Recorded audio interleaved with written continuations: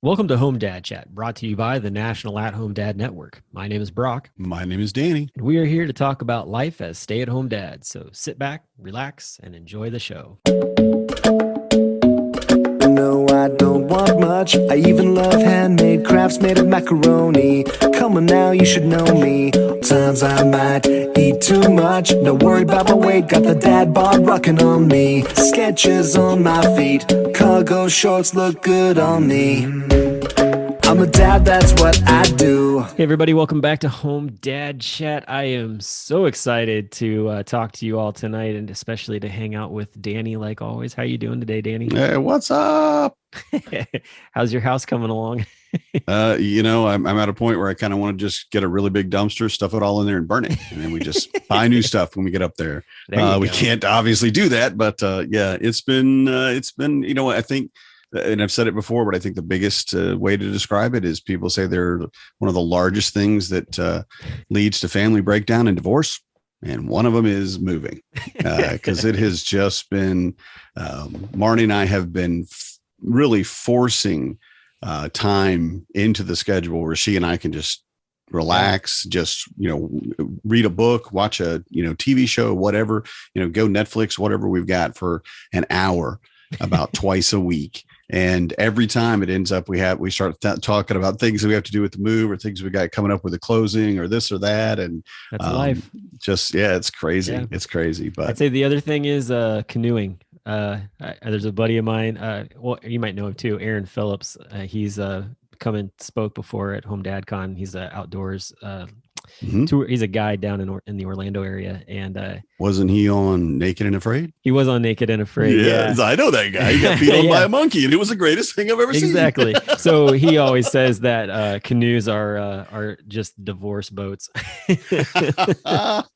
Oh man! And I was making fun of him yesterday on social media because he said that, and I was like, "Well, my wife and I bought one for our anniversary last year, and we love it." He's like, "Yeah, you're one of the few that have won the lottery." I said, "Yes, I did win the lottery." That is true. Yeah, that is true. But you never know. It's only been a year or so. So you could be coming. Oh, we've been between you. We've been canoeing forever, so we're good. I couldn't understand that myself. Because you say that, and Marnie and I are planning on buying 2 canoes sometime probably next spring, spring or summer, so that we can take all the kids, because we can't do it in kayaks, but get everybody in, canoe out, paddle out to an island or something, or just up the river, across the lake or something like that, somewhere where we can put up a camp, fish, get the fish, eat the fish that night for dinner, and then paddle home the next day. And that's going to be at least 2 canoes. So I'm hoping that's not like 2 divorces somehow coming towards me. I will tell you, if you're going to go down the river, you're not paddling back up it. So you're just a piece of advice from an expert.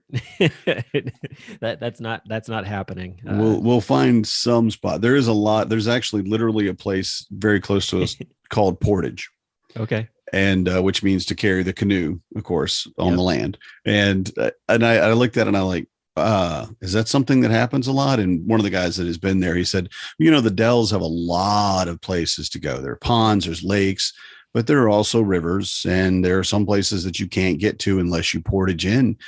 I think it's worth it. And I'm looking at him like, well, that's great, but how many kids did you have with you when you took your canoe out of the water and carried it 130 miles across the whatever through the jungle to get to the other part? Yeah, no, thank you. Yeah, I'm not sure if we're gonna do that, but we're going to try to stick to something. But we're definitely planning some type of. We wanted to kayak, but it just that won't work. Well, you and I should talk more about that, because that's something that we've been doing as a family for a very long time, and I can probably give you a few pointers on it. So, but we'll digress from that story of things. And so, I mean, I could go on for a while talking about it, but I want to talk about HomeDadCon, because as of now, there's been a whole week's worth of announcements put out of speakers and sponsors and presenters and things. And I'll tell you, after seeing it all, like, I'm really excited. Like, it's something I've been holding on to for a while. And so right out of the gate, and this was sort of something that got re-announced because it got announced early,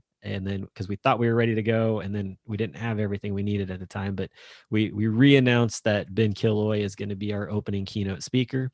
on Monday. And we're really excited to have him come in and just talk about, looking at yourself in the mirror and who you are, especially just as a dad. And I'm really interested to see how he's going to expand on that, because he's got a lot of material and content that he shares regularly on his stuff. And so I'm curious to see what he's going to bring into well, tell us about him. Tell us what you know about him. Where is his? I mean, I would like you to, because he's got the chops to be doing this job, so to speak. Yeah. So he's a Marine, former Marine, but once a Marine, always a Marine. Mm-hmm. And he transitioned into being a stay-at-home dad in 2019. I met him that year, actually, or the next year at I met him the next year at Dad 2.0 in Washington, D.C., and got to talking to him. And he, at that point, really hadn't he was like, yeah, I'm home with the kids and I'm a dad.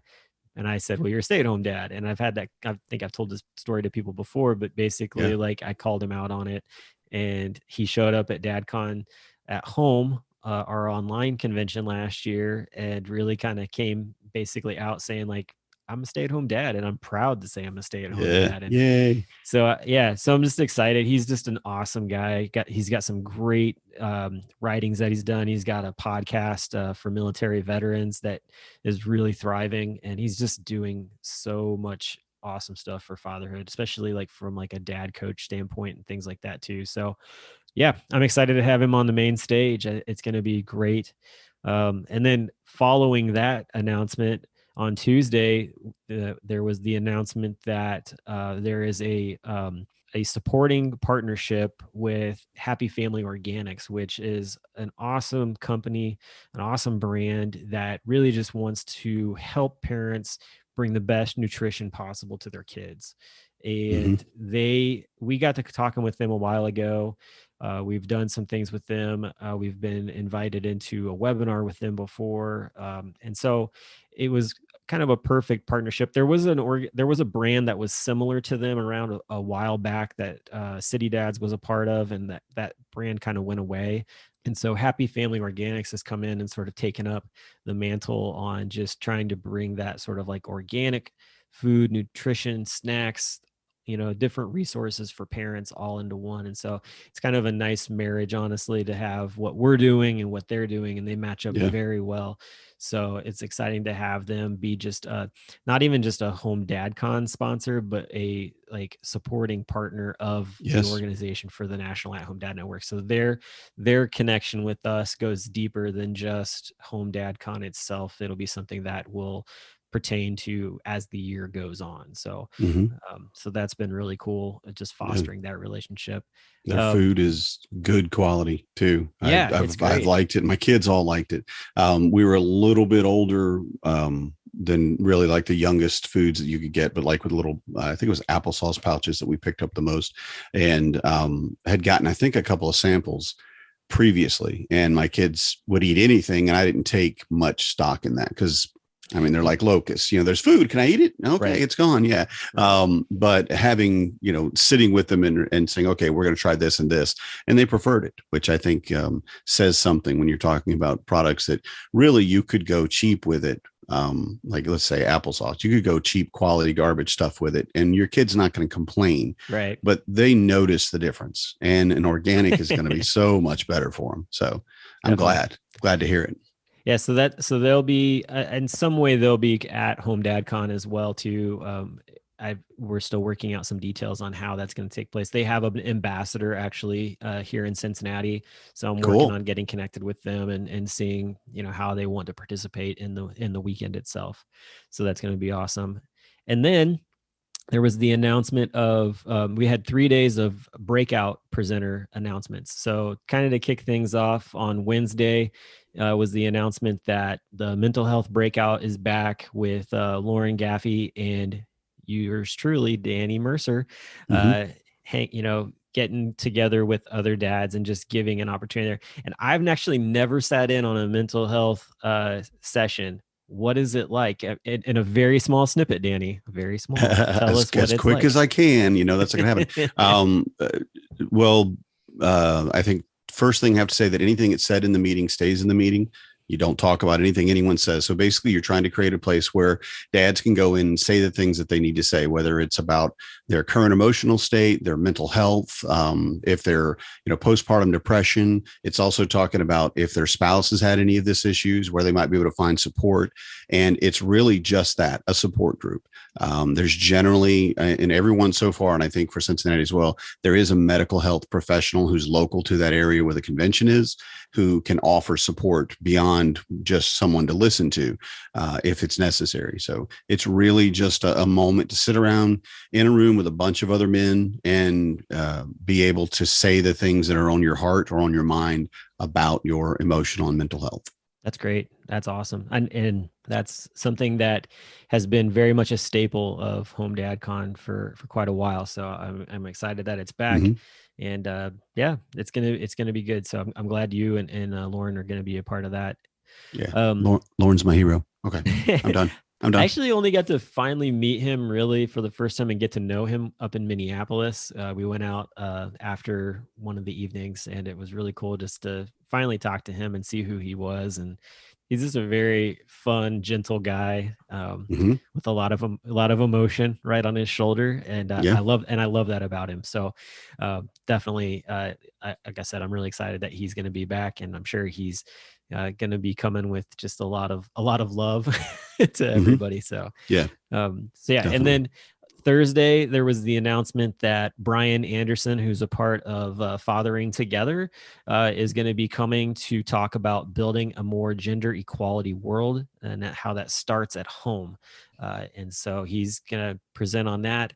I don't have a whole lot more on that, but I know that just from meeting the founder of Fathering Together and being kind of a part of some of the things they're doing, they come with a wealth of knowledge and a lot of information that I feel will be very helpful for just anybody who's trying to figure out, like, what does that look like to build gender equality, and how can I introduce my kids to that? Because I mean, for me and many others, I imagine that is a conversation that has not been had just as we were kids. It just wasn't something that was talked about. I'm a Xennial.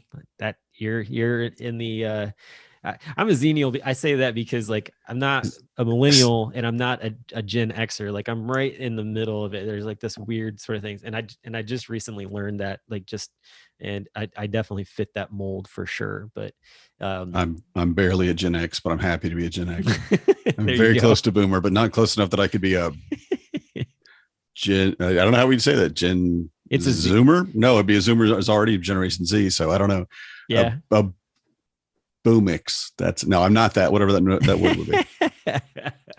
Well, we're not going to classify you there, Danny. Thanks. I appreciate it. Yeah. So he's coming to talk about that, and I'm really excited that he was able to be a part of this. I'm really glad too that they bring Fathering Together into the mix with what we're doing, and then on Friday, we introduced Leveling Up Parenting Through Gaming with Joel Willis, who also is the creator of the Dad brand. And he's really big into gaming. Like, this guy loves his video games and loves just anything game-wise. And so he's going to be just talking about like how those two things work together, parenting and gaming. And I mean, there is definitely a balance involved in it for sure.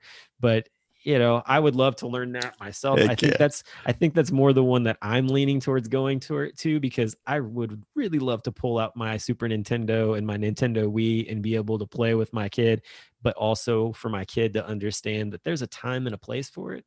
And how do you balance that and not get them like super addicted to it? So, but it's just an enjoyable thing. So he's coming with that. I know that he's talking about having some sort of maybe a gaming console out and about in like the lobby or something for maybe a little dad competition in video games. So I haven't figured out exactly how that's going to play out. But if you're in the attendees group, you might see him start asking questions about that. So that's going to be exciting as well. And then the last announcement that came into play was the fact that there's going to be a group of folks on the Thursday in the morning before the convention takes place are going to go up to the National Air Force Museum up in Dayton, Ohio, and they're going to get a tour around and see all of the awesome aircrafts that are up there and things. There's like 4 hangars of aircrafts. It's a huge place and it's free. So if you haven't decided what you want to do yet, and you've registered, you can take a look at that information. If you haven't registered and that any of those things sound exciting, maybe you should register and come hang out with us. But we're going to try to keep this as short as possible with the highlights, but every week coming forward as things get announced, we're going to put them out there so that, that kind of intrigues those listening to, maybe make that decision to come to the convention and be a part of HomeDadCon this year. So that's all I got for HomeDadCon update. I want to tell you how very difficult it was for me to keep that to a short time and not interrupt you a lot with a bunch of questions. So trust me, I just saying. hey, I'm right there with you, man. Trust me. For our first one, I feel like we did pretty good. So Yep. But tonight, you had texted me a topic that you wanted to discuss, and it was interesting because when you texted it to me, I was just like, "Can you go a little deeper? Like, what does that mean?" And to be honest, like, after talking about it with you in the green room before we went on record here, it makes sense why I would ask and kind of where things are at.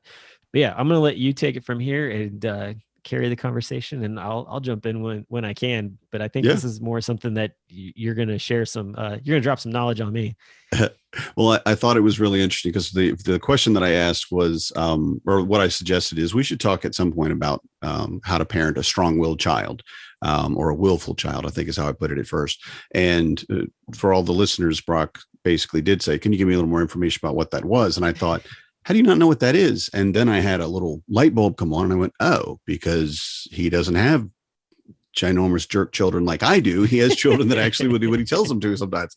But the point of it, or the reason for it, was because it came up in another podcast that I listened to, and it was a very good example, in my opinion, of how to tailor your parenting to your child. And we've talked about that in the past about, if your child is, like we talked about with Space Jam last week, where if your child's into computer games and you're into, what the example was basketball or sports of some other kind, and they're not into that, you need to adapt. You need to find a way to meet. Now, you may not have any idea what they're doing. You may be completely useless in that game that they're playing or whatever else, but to find that common ground as best you can. But then beyond that, to parent them in a way that reflects who they are. Yeah. Because they said, one of the things I thought was just great is they said, if we have a child that's very strong-willed, and that means a child that is almost constantly challenging you, not aggressively and not disrespectfully, but is saying, why should I do that? And they want to know the reasons. They want to have answers to those questions, but it's very easy to get frustrated with it when the kid just keeps saying, and especially in this case, it was, he told his son to go mow the lawn, and he mowed the front and he wouldn't mow the back. And he's like, "Dad, I don't have to mow the back. It's not very tall." And Dad didn't have time to explain it. And Dad eventually got to the point, he said, "No, go mow. Look, because I said so, just go mow the grass." Yeah. Because I'm your dad. Yeah. Just right. I'm your dad. Go do it. And there is, I hands down, I think every parent reaches a point where their kid has frustrated them to the point where they get upset in whatever way that comes out. And I am not in any way saying that, that's like okay or whatever, but I'm also not saying, well, you're a monster for doing that. I mean, it happens. Yeah. But the great thing about it was his response. Yeah. He looked at it and he said, no, and he thinks of fatherhood as leadership. And I think that's a great way to look at it. And if you're a leader of a team, if you're a supervisor or someone, the boss of several people, or a superior officer, or wherever you're at, leadership doesn't come from you yelling at them and making them do things. Leadership doesn't come from, "I told you so," or not, "because I said so." It doesn't come from, "These are the orders and you must follow them." You can do that. Yeah. Of course. But most people respond better when you give them the why. Why am I doing this? And he brought his son in after he was done, cutting the backyard, and apologized and said, I was upset. I was, impatient with you. I just needed the job done. And this is why we need the job done, which is a good reason. And all dads, I think, will just shine at this one, because he knew in advance it was going to rain for the next 6 days. Yeah. And if they didn't get it cut that day, then when they came back in 6 days, after 6 days of raining, it'd be a foot high. And every dad is like, oh yeah, we got to get that done before the rain. And it was perfectly logical and a great reason. And once he explained it to his son said, oh yeah, that makes sense. But he also apologized for how he reacted and what he said. And he explained to them, look, I want to give you this leadership. I want to bring you in and help you understand why you need to do these things. And a very strong-willed child has that strength of will to question authority. Yeah. And that's something I think everyone should. I think as adults, everyone. I love the fact that so who we're talking about too, because I want to give him a shout out, honestly. Cool. I wasn't sure. So. Yeah, no, you're fine. So we're talking about Larry Hagner, and he created a brand called the Dad Edge. And he's got his own like closed Facebook page, and it's an awesome group of dads on there. I'm actually a part of that. But he's got a podcast by the same name, the Dad Edge. And that's where we heard this, and like Danny sent it to me, and it was basically about like not being a yes man. That's kind of was the idea. And he really appreciated the fact that his son wasn't a yes man. He was willing to push back, and something that we need more in this world. And it's all how you deliver it from the leadership standpoint. And Larry had realized like he had failed as a leader to deliver it in a way that came across as helpful. And I think that and that goes across the board for everything. And so when you're in a leadership position, whether it be your family or at work or whatever. So I really did appreciate that. And it was like a 15-minute podcast. It was awesome just to get like a really quick snippet in there with that. Yep. You mentioned though, and that's why I was like turning around. And that's the other thing too, like anybody's listening to this, like we actually have a YouTube channel, the National at-Home Dad Network, where you can actually watch this as well. And I only say that because there are times where like we talk about things or show things, and I feel like people are being left out, like what's going on? But I reached around the back to my bookshelf because I have a book that I've had here for a while that I got from a dad named Devin Bandison. And it's called Fatherhood is Leadership. Like that's the name of the book. And it's an awesome, like short book, just talking about how he led his family after the divorce that he went through, and how he was striving to just be a good dad and show his kids leadership, even though, things were going on. And to me, like fatherhood is such a leadership thing. Like if you are not going to walk it out right, like you are going to instill the wrong, you could very easily instill the wrong things into your kids. And when you do that, it can mess up the trajectory for your kid turning into an adult and being a productive person in society. And that's one of the things I always have told my kids is that, hey, like we do these things so that we teach you these things so that when you grow up and you're an adult, like you understand how they work.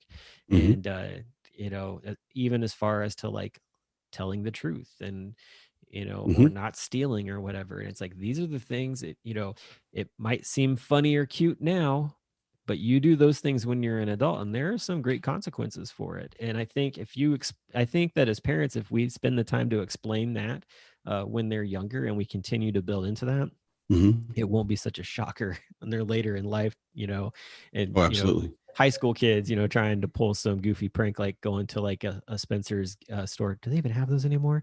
And going in and like, pocketing some tiny little trinket because, there's a ton of things in there and you can get in and get out without any problem.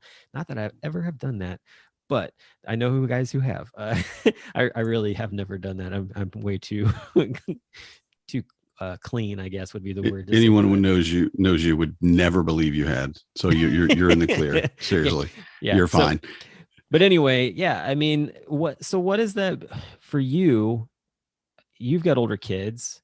What kind of things have you experienced in that realm of like, we just need to get this done, and they're just like, why? Like, and they push back, and it's just a constant pushback to the point where like you're like, I know they're gonna say why, and maybe you just don't want to even go there because you're just like, this is not the day to push back kind of thing. What's that been well, like for you? there's two times when it's happened when they said, the first one is kind of different when they are young kids, when they're 2 to 3, 4, and everything you tell them, you answer a question and they say why.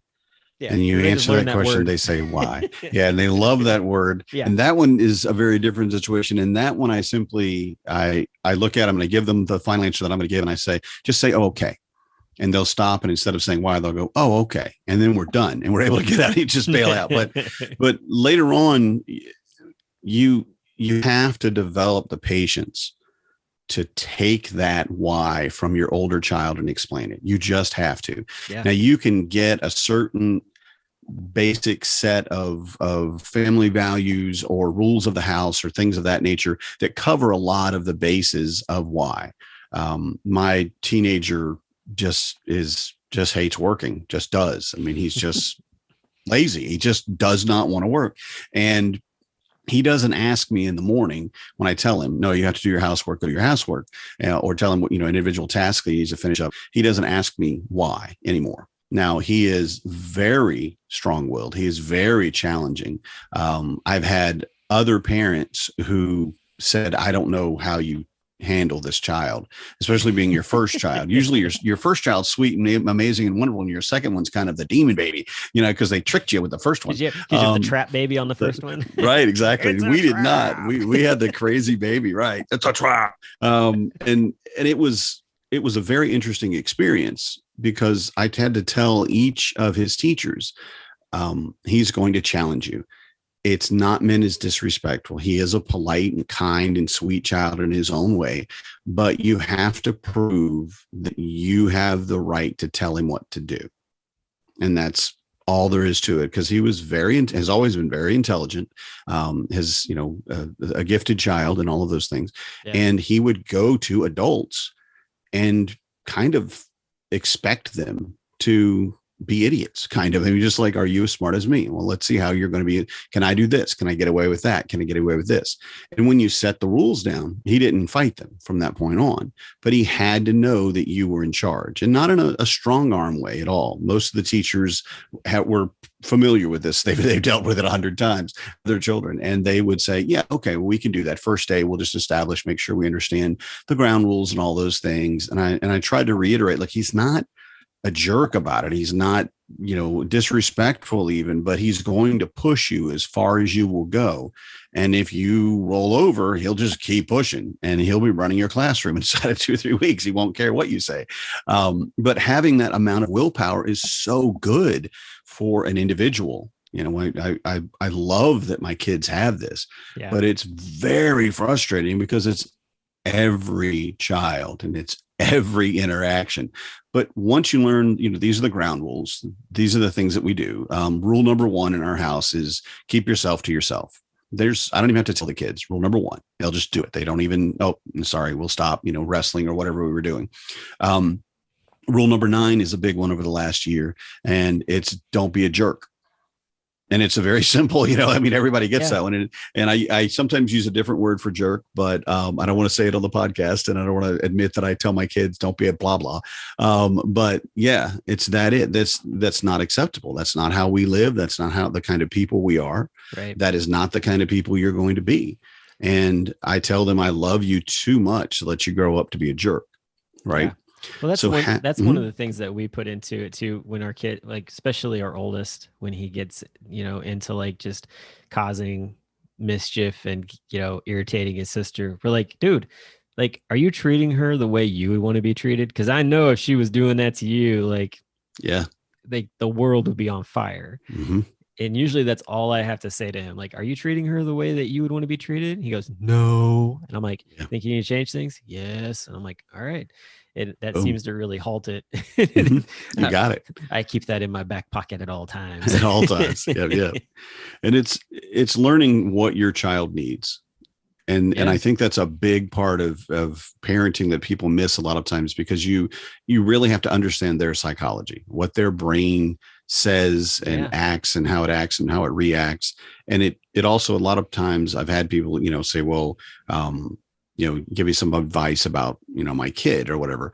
And the first thing I'll say is, okay, nobody knows your kid as well as you do. Nobody. Doesn't matter what they say, what they think. Honestly, at the end of the day, you're with them 24/7 probably, and you know them better than anybody. So I want to interject on that just a little bit, because I guess I want to challenge that statement just a bit, because look at you being willful. It's so cute. I know, right? So here's my problem with that whole, like, nobody knows your kid better than you. Granted, stay-at-home dads who are active and involved with their kids, or the stay-at-home parents in general who are active and involved with their kids, yes, totally agree with that. If you're not an active and involved parent, you are not going to know your kid as well as maybe somebody who is active and involved in their life. Because there are parents like that out there. Potential, sure. But are those the parents that are going to be asking you for advice about what to do with their kids? If they've got to a point where maybe they're trying to, like, finally get involved and just trying to figure it out, that's the only thing I can come up with on that. But sure, just kind of put. There are no absolutes. There are no absolutes. Yeah, sure. So let's go put that out there. So you have how many rules? Yeah, you went from like 1 to 9. So I've like, there's at least 9. So most of them we don't use very often. And I don't walk around with like 2 tablets like Moses. You're like a 10 commandments. No, I want to walk around with a couple of signs though. One of them was like, "Why is this wet?" Just have why is this wet?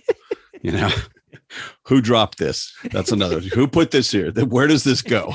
Is that like turning on the lights in an apartment in New York and all the rats and like cockroaches like just scattered to the cabinets and the dark spots?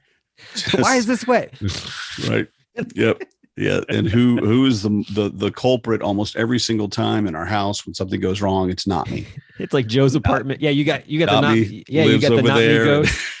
I'm just like Casper's really ornery cousin, not me. Right. I have a strong suspicion that not me doesn't actually exist, guys. One of you spilled Cheerios. Who had Cheerios? And if you had a kid that was a really good prankster, they would just take a doll, and if they had a shirt on or just got them a little shirt and just wrote "not me" like on the back with like a jersey number, just like set it out some places.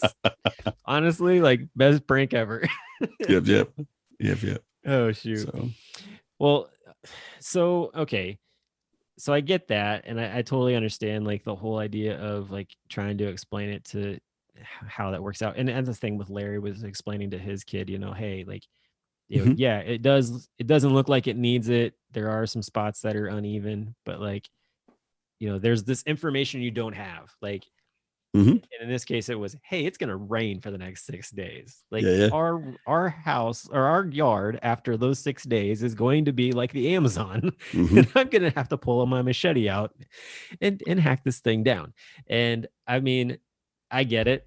That's where I was when I came back from my trip. I mowed and thought I was good, and it rained the entire time, and then it stopped just before we came back, and it shot all up to the point where I thought I could crawl through and find all kinds of little animals running around. Tigers. Yeah, exactly. In the all-concealing grasses. Yeah. So, but aside from that, what would you say has probably been like your toughest like conversation in that kind of situation where you're like, you tell your oldest, I need you to do this, and they come back at you and you kind of went back and forth. Is there like a specific memory that you can think of that really stands out as that like pinnacle moment for you? Like where you're just like, oh yeah, like we had this conversation and then there was a bit of a breakthrough, which has made it a little bit helpful for when I like say, hey, I need you to do this. And, he still needs the reason. He still needs the why. How old is he? He's 15, just turned 15 a couple weeks ago. So, and he is in a spot really as a teenager where you want them, in my opinion. I want a child that wants to know why and wants to challenge things and do things, and find their own way and make mistakes. I want him to make all the mistakes he can while he's living with me. Because again, as we said earlier, there's consequences when you leave that are going to be much worse. And looking at how he deals with his day, it's ridiculous to me with the tiny amount of work that I ask my kids to do. And it's all kind of gauged to who they are and what they can do. Now, my oldest is 5'10", I think, and he's a big boy. He can do a lot more than, say, his little 6-year-old sister. So he does things that no one else could do. And then, my son just turned 12 today. My other son turned 12 today, and he's he's got other responsibilities. Like he can, empty and refill the dishwasher and put the dishes away, things like that. The smaller kids just can't reach it. Right. Yeah. So they all have their own, degree of work that they have to do, but they all know that they all have to do their work, and all of their work has to be done before we do anything else. Yeah. If we're going to the pool, I'm not leaving the house until all of this is done. And I'll just sit there. I don't, I'm not trying to, I don't really need to go to the pool anyway. I'm good. But whatever we might be doing that's fun for that day, you go to the park or go to a friend's house, whatever it might be, not really a friend's house anymore, but whatever it might be, it's always a requirement that we get our housework done first. Yeah. Right. And they always know that I've done my housework, which is another part of it, because at 14, he said, something to the effect of, this is too much stuff to do. I can't believe I have to do all this work. You don't do this much work. And there it is. And I'm like, yeah, there we go. Come on. All right. So in the morning, you're going to get up with me and we're going to go through my stuff. And then when you go toddle off to take, do whatever you do in the day and have your, quiet time, you're going to stay with me and we're going to keep working. Yep. And then you're going to be back to help me fix dinner, which isn't a big thing because he does that a lot. I always encourage the kids to help me fix dinner. I want them all to know how to cook. But then you're going to hang out and you're not going to eat until everybody else has eaten.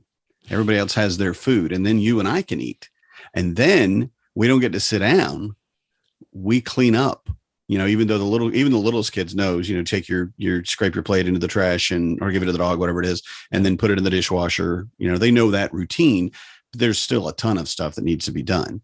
Yeah. And he didn't make it to noon. He was just like, I hate this. I can't believe you do this. This is not, you don't do this every day.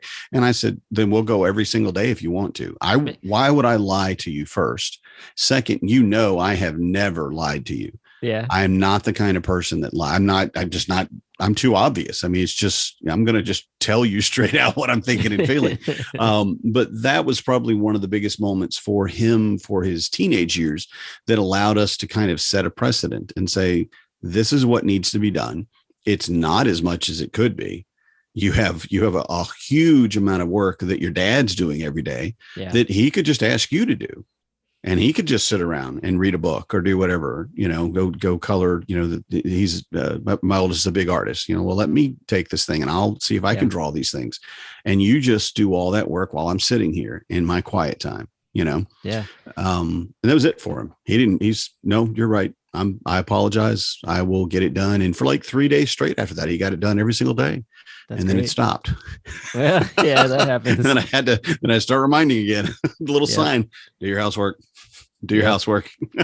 I think what I take away from all that and just from the whole conversation we've been having is the fact that, is to deny yourself the immediate, like, I told you, why do I have to do this? Because I told you, like to stop and take a breath and be like, okay, obviously they're not understanding. I need to explain to them, like I actually need to take the time to explain with a little more detail why it is that I need you to do this. Like, and then too, like, I think bringing in the fact of like, until these things get done, like we can't move on to the next thing. And, I've had that conversation with my kids before because they're like, I don't want to do that. It's not so much a why, it's just that I don't want to do that. It's like, well, unless you do this, we can't move on and go do that. Like you want to go swimming in the pool. Okay. I need you to, empty the dishwasher.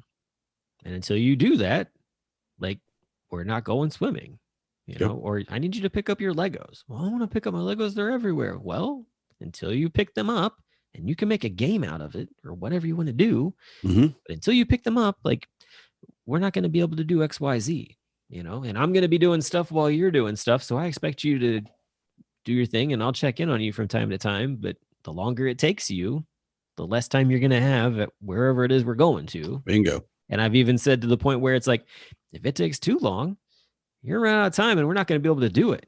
Right. And I've had that happen before where they've run out of time. Like, well, sorry, but, we're not going to get to go to this place or go do that thing, because, we're just not going to have time for it. So, I think that that's something that needs to be built into my vocabulary, as it is probably many of other parents' vocabularies, is not getting into that, like, well, because I told you so, I'm the dad or I'm the mom. It's like, no, that's not going to work. Like, because your kids are going to ask why, even when they're out of the house. There needs to be a better explanation. There should be, and if they have a reason, they're motivated. Yeah. I mean, they're just more motivated to get it done, or they can at least muster up the self-discipline to get it done. Well, and too, like even when you're in the workplace, like and you're older, and someone asks you, hey, I need you to do this project. And you're just kind of like, you're like, okay, like they're telling me to do it, but why? Like, what's the purpose of this? And getting more information, which honestly, I feel like when you get more information is more motivating towards like, okay, now I understand why you're asking me to do this. Yep. And I can go forth with that. Versus like if they're just telling you to do something, I mean, they get straight up be like, well, I just don't like you. Like, that's why I'm telling you to go do it. Yep. Like when you're in the adult world, that's what happens with managers. You need sometimes. Some busy work. Yeah. You need some busy work. Yeah. Go scrub the toilets. But understanding why makes you a part of the team, which is a much, much bigger thing. And what we need to think of more for both businesses, companies, and families is we're a team. We're working together. Granted, one person, you kind of have to have one person who's making the final decision on things, the leader. You have to have, I think, one person because it can get so confusing. But that one person has a responsibility of taking in the concerns and interest and psychology, really, of every one of the other people before they make that final decision and making it a part of the team. Say, well, like when you ask your kids, hey, where do we want to go eat? Or do you want, I don't know. What do we have? You have tacos or spaghetti? Those are both, and they have like a vote in the thing. They're much more involved. So they're part of the team. The same with work. When you know why you need to do a project, well, I'm doing it to help my team as opposed to my boss made me do this thing. Yep. Exactly. And it's the same way. It's like, why are we going on this trip? Like, sometimes you get kids like, why are we going on this trip? Or why are we going here? Like, I mean, I'll even tell the kids like, hey, we're going to like Target and Costco or something like that. Why we got to go there for? Like, cause they want to watch movies or they want to do XYZ thing. And it's like, well, we got to take this back and we need to go do these errands. And we're doing these things because, this is helpful to mama and helpful to, just the family as a whole. And you're going to help me with it. And, I try to build in little things every once in a while along with that to have fun. Like yesterday we went and did some errands and we stopped at the pet store and the kids got to go. Nice. My kids are 5 and 8. It was the first time I took them to a pet store. Just hadn't gone in. We've had a dog forever. Well, yeah, that's it. Why would we go to a pet store? We don't have a pet. Right. And we don't have a dog anymore. And I'm kind of yearning for that. So I was like, let's go in and look around.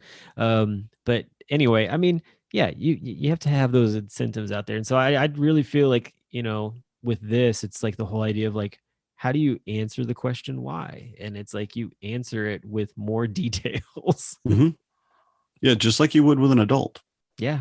And that's the big thing, I think, is a lot of people don't realize your kids are people. They're already people. They already have their own favorite foods. They have their own likes and dislikes. They already have their, what would be their favorite music. That's already there. I mean, it may not be 100% there, but you understand the analogy, I guess, is that they're a person. So they already have an idea. So they want to know why. And that's fine. I always get people that always ask, like, how are your kids so articulate? It's like, because we've always talked to them as if they were, adults. People. Yeah. As if they were people and not as kids, because I'm raising adults. I'm not raising kids. They're already kids. Like, I'm raising adults. So I'm going to talk to them like adults. And that usually puts people back on their heels a little bit because they don't expect that to be the answer that comes out. But that's where kids are the way that they are. So, and I feel like that's where you are when you talk about your kids too. So absolutely. Hopefully more people start to see that, like, baby talk's cute, but it has to go away at some point. And you got to start talking real to the, to your kids. So do it with your girlfriend. Don't do it to your kids. Come on. Oh, goodness. But yeah, no, man, I appreciate you talking about this. Cause like I said, like, it's not something that's really all that like in with like our family dynamic, but there are bits and pieces of it that I definitely like work around. So it's nice to have a little more detail and a little more just insight into how other families deal with it. I'm sure it's going to get different as the years go on. Like I said, my oldest is 8. So who knows, in the next couple of years, all bets are off on what could happen. 8 to 9 is another fun stage. It really is. Oh, so, I'm sure it will be. Yeah, it's great. I'm ready. I've got my guard up because I'm like, what is going to happen when he goes to school and he gets back with the kids that he hasn't seen for the whole summer, and how is that going to play out? So who knows? And I've got a kindergartner too, so that'll be interesting with her as well. But so things are about to stir up in the Lush household. It'll be good. It'll all be good. Yeah. But yeah, man, like I said, this has been an awesome conversation. I think that this is a good stopping point for us. And we'll be back next week with more HomeDadCon highlights. I'm sure you're excited to see what's coming up next in the week to come. And, I am. Yeah, I know you are. Stupidly excited. Also, too, just so anybody that's listening, there is definitely a huge conversation going on with mask mandate and kind of what's going to take place at HomeDadCon with things. I would say that more than likely where we're going to be at is more of a like, hey, like we need to be as safe as possible. And so whatever that looks like coming down from CDC and local government in Kentucky is what we're going to be doing. And I would not be surprised if there is a little more mask wearing indoors at the convention than what was recently perceived with what's going on currently with the Delta variant. So we want to keep everybody safe and have a good convention all at the same time. And so just keep your eyes peeled on the Facebook group for what we're going to be putting out about that as time gets closer. So yeah, just wanted to put that out there. A little bit of extra inside bit to things. So thanks for listening to the show. Danny, thanks for getting to talk tonight, man. It was awesome. Sure thing, bro. Always love it. Always love it. Cool. Y'all have a good one, and we'll talk to you next week. Good night, everybody. I'm a dad, that's what I do.